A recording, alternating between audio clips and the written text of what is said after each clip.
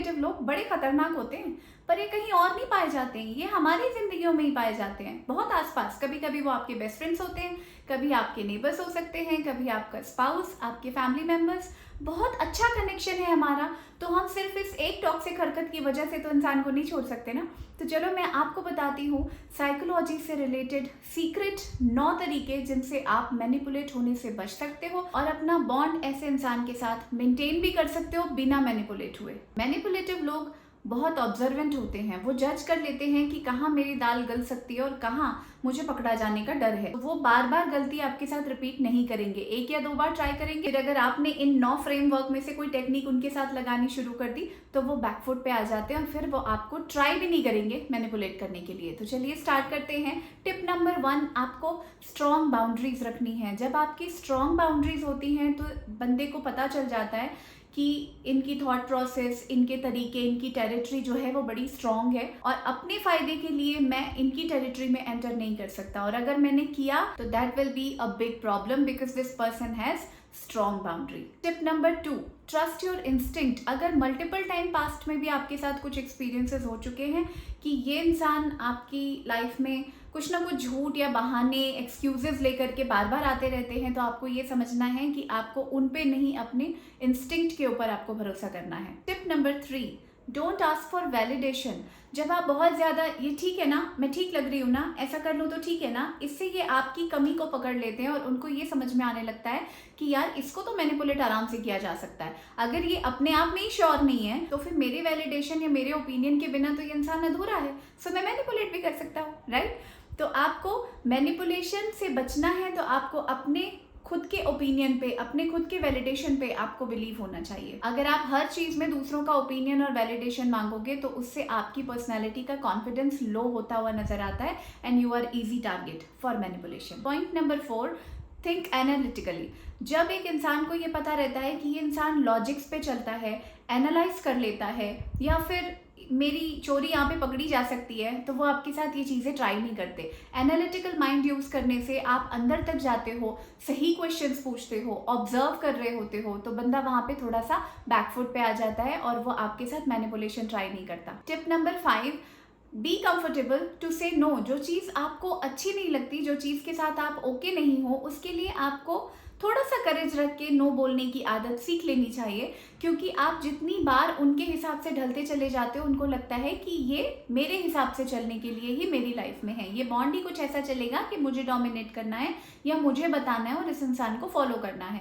तो जब आप नो कहना सीख जाते हो तो आपका एक कॉन्फिडेंट स्ट्रॉन्ग कैरेक्टर उनके सामने आता है और वो मैनिपुलेट करने से या अपने फायदे के लिए आपको कोई चीज, आपको कोई काम पकड़ाने से बचने लगते हैं और साथ ही आपकी भी एक स्ट्रॉन्ग पर्सनालिटी बन के निकल के आती है। Tip number 6 is very important. इसकी प्रैक्टिस हम सबको करनी चाहिए। हम जितनी जल्दी एनवायरमेंट, इंसान या किसी चीज से ट्रिगर हो जाते हैं उतनी जल्दी हम मैनिपुलेट हो सकते हैं। I will repeat this point क्योंकि ये बहुत ही इंपॉर्टेंट पॉइंट है। जिस चीज से हम जल्दी, या जो एक इंसान होता है ना बहुत जल्दी जल्दी एजिटेट होता है, इरिटेट होता है, ये क्यों हो गया, वो क्यों हो गया, अरे यार वो शिट, ऐसी वाली जो जिसकी चीज़ें चल रही होती है वो जल्दी मैनिपुलेट भी हो सकता है क्योंकि उसके बहुत इंस्टेंटली रिएक्शंस निकल के आ जाते हैं। यहाँ पे भी एक मैनिपुलेटर बंदा जो होता है वो जज कर लेता है कि ये बहुत जल्दी जल्दी ट्रिगर्ड हो जाता है तो ये मेरी चीज़ों में भी आसानी से मेरी बातों में आ जाएगा। तो ट्राई करो कि अपनी चीज़ों को थोड़ा सा मैच्योरली, थोड़ा सा सोच समझ के, माइंडफुली जब आप हैंडल करना स्टार्ट करते हो तो आपके अंदर एक ठहराव आता है, और जो एक ठहराव और मैच्योरिटी वाला इंसान होता है वो जल्दी ट्रिगर नहीं होता। तो अगर वो जल्दी ट्रिगर नहीं होता तो वो जल्दी मैनिपुलेट भी नहीं होता। Point number 7, don't share too many personal information. ये मैं तो पर्सनली नहीं करती, बट मैंने बहुत सारे लोगों को देखा है कि बॉन्ड अगर अच्छा हो गया है तो उनको लगता है कि इस बॉन्ड को चलाते रहने के लिए मुझे अपनी पर्सनल इन्फॉर्मेशन शेयर करना बहुत ज़रूरी है। जब मैंने शेयरिंग बंद कर दी, अपने बारे में कुछ सीक्रेट्स बताने बंद कर दिए, तो बंदे को ये नहीं लगेगा कि ये एक बहुत ही स्ट्रॉन्ग या फिर बहुत अच्छा बॉन्ड है। मतलब आप एक दूसरे की इंटीमेट चीज़ें जानते हो, उसी से एक रिश्ते को स्ट्रॉन्ग कहा जाएगा। मुझे नहीं लगता ये डेफिनेशन सही है और साइकोलॉजी के हिसाब से भी ये डेफिनेशन सही नहीं है। तो बचिए अपनी पर्सनल इन्फॉर्मेशन बाहर निकालने के लिए, क्योंकि अगर आपके मुंह से एक बार बात निकल गई और आप सामने वाले को ये कहते भी हो कि किसी को मत बताना, तो मुझे लगता है कि किसी को मत बताना तो और ज़्यादा इंस्टिगेट कर रहा है कि अब सबको बताना। तो अगर आप नहीं संभाल पाए अपनी बात, तो सामने वाला क्यों ही संभालेगा, राइट? सो थिंक माइंडफुली, जहाँ पे ज़रूरत है, जितनी ज़रूरत है उतनी ही पर्सनल इन्फॉर्मेशन शेयर की जाए। बहुत ज़्यादा इन्फॉर्मेशन जब आपके बारे में सामने वाले को पता रहती है तो भी वो आपको ईजिली मैनिपुलेट कर सकता है। 8 नंबर का टिप होता है, जब आप अपने फैसले लेने के लिए टाइम लेते हो, जब आप थोड़ा रुक के, सोच के, समझ के, धीर गंभीर होके, कॉशियसली चीज़ों को ऑब्जर्व करते हो, you read between the line, आप थोड़े मेच्योरली और कॉन्फिडेंटली जब बिहेव करते हो, तो मैनिपुलेटिव इंसान अगेन डर जाता है और वो स्टेप बैक कर लेता है। मैनिपुलेटिव इंसान को चाहिए कि आप बड़े एजिटेटेड और एकदम स्पॉन्टेनियस और इस तरीके के जब आप इंसान होंगे तो आपका मैनिपुलेशन बहुत आसान होगा। पर जब आप ऐसे सोचते हो, धीर गंभीर रहते हो, मैच्योरली चीज़ों को हैंडल करते हो, बोलते हो कि ठीक है, रुक रुक के कहते हो कि मैं सोच के बताऊंगा, या मुझे ये डिसीजन लेने के लिए तुमने अभी तो बताया है, 2 घंटे बाद बात करते हैं, कल बताती हूँ, तब एक मैनिपुलेटर बंदे को समझ में आ जाता है कि यार यहाँ मेरी दाल नहीं गलने वाली, ये बंदे को मैं अपने शीशे में नहीं उतार सकता। सो आप टाइम लीजिए। जब आपको कोई फटाफट से कोई चीज़ पूछी जाती है, कोई फेवर मांगा जाता है, कहीं साथ चलने के लिए कहा जाता है, take your time to take decisions. 9th number point is know your values. हम सभी कुछ वैल्यू सिस्टम्स के ऊपर रन कर रहे हैं अपनी जिंदगी में। जब आपको आपकी वैल्यूज पता रहती हैं तो आपके लिए आपकी खुद की जिंदगी समझना बहुत आसान हो जाता है। मैं अपने क्लाइंट्स के साथ एक वैल्यू टेस्ट लेती हूँ जिसमें 45 प्लस वैल्यूज होती हैं। हम उसमें ये पता लगाते हैं कि आपकी टॉप 5 या टॉप 7 वैल्यूज कौन सी है, क्योंकि जितना आप अपनी वैल्यूज को जानते हो उतना आप अपने बिहेवियर को समझ सकते हो, किस तरह से आप डिसीजन लेते हो, किस तरीके के आप बॉन्ड्स बनाते हो, किस तरीके के करियर में आप सक्सेसफुल हो सकते हो।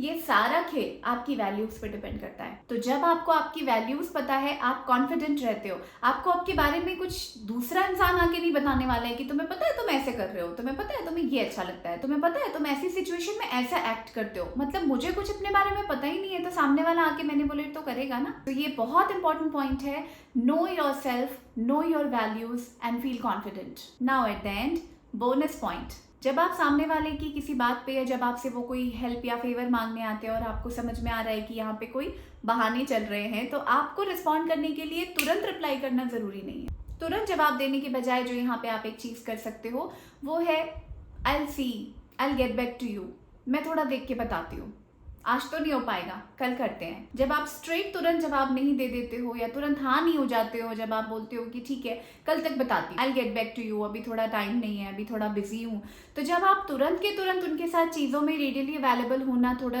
स्टॉप कर देते हो, मिडवे लेना शुरू कर देते हो, ना यस ना नो, बीच का रास्ता मिडवे जब आप मल्टीपल टाइम उनके साथ ले चुके रहते हो, तो 2 से 3 बार में उन्हें ये अंदाजा लग जाता है कि ये बंदा मेरे बहकावे में अब नहीं आ रहा है।